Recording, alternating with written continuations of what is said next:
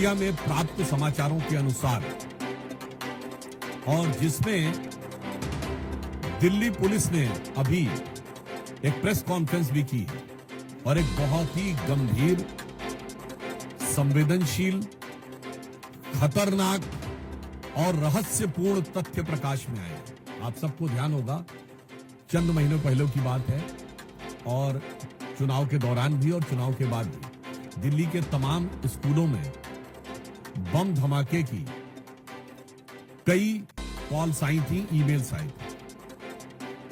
जांच के बाद आप सोचिए कि इससे कितना भय और तनाव का वातावरण अभिभावकों और पूरे दिल्ली की जनता के मध्य उत्पन्न हुआ। यद्यपि बाद में उसमें कुछ भी नहीं पाया गया। फिर जब इस विषय की गहनता से जांच की गई और ये ट्रैक करने का प्रयास किया गया कि ये ईमेल्स कहां से आ रहे हैं, तो बहुत ही आश्चर्यजनक तथ्य प्रकाश में आया कि मूलतः यह ईमेल एक ऐसे व्यक्ति के द्वारा आ रहे थे जो अल्पवयस्क। These all emails were originating from a person who is juvenile. और आज समझिए, उसने कई सौ स्कूलों को इस प्रकार की फर्जी कॉल्स किए। इसके बाद जब जांच में उनके लैपटॉप और अन्य फोरेंसिक चीजों की जांच की गई और इस बात की पुष्टि हुई, तो और भी गहरा तथ्य प्रकाश में आया कि उसके परिवार के लोग और उसके अभिभावक ऐसे कुछ एनजीओ से जुड़े हैं जो कि इस प्रकार की गतिविधियों में पूर्व में संलिप्त रहे हैं, जिन्होंने अफजल गुरु की फांसी का विरोध किया है। और ऐसी तमाम गतिविधियां जो कानून व्यवस्था की दृष्टि से राष्ट्र की सुरक्षा के लिए घातक मानी जाती हैं, उन गतिविधियों के समर्थन की बात आई है। अब इससे गहराई इसलिए बढ़ रही है कि क्या कोई अल्पवयस्क बालक क्या अपने मन से कर रहा है?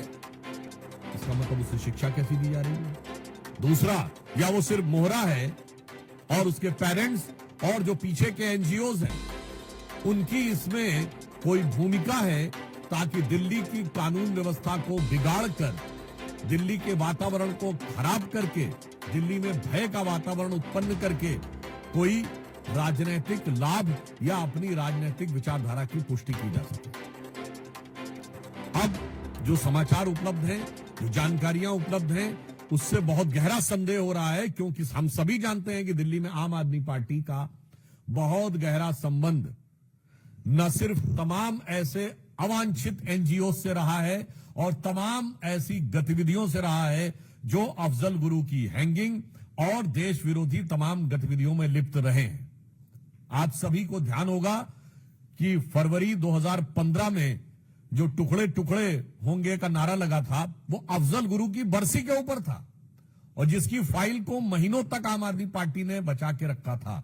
इसलिए अब यह रहस्य गहरा रहा है कि वो एनजीओ कौन है, वो एनजीओ के लोग कौन हैं, उनका आम आदमी पार्टी से कोई संबंध है क्या? क्योंकि ये बात हम ऐसे हवा में नहीं कह रहे। आम आदमी पार्टी की मुख्यमंत्री आतिशी मरलेना जी के दोनों पेरेंट्स ने अफजल गुरु की क्लीमेंसी के पिटीशन का समर्थन किया था, तो यह बात सीधे संबंध जुड़ता हुआ दिखाई पड़ रहा है। यानी वहां के सर्वोच्च नेतृत्व के साथ, और उस जमाने में याद करिए, वो सब लोग, प्रशांत भूषण, शांति भूषण, अन्य अन्य बहुत सारे लोग थे, आप बड़ी लंबी लिस्ट है, वो सब उस समय आम आदमी पार्टी के सदस्य थे। यानी आम आदमी पार्टी का एक संगठन के रूप में उनके साथ संबंध बहुत साफ दिखाई पड़ रहा था। तो अब ऐसी जानकारी लगती है और यह ऐसा ही गहरा संदेह आता है, जो पुष्ट होता हुआ नजर आता है, कि क्या इस चीज में आम आदमी पार्टी का या उनसे जुड़े एनजीओ का कोई संबंध है।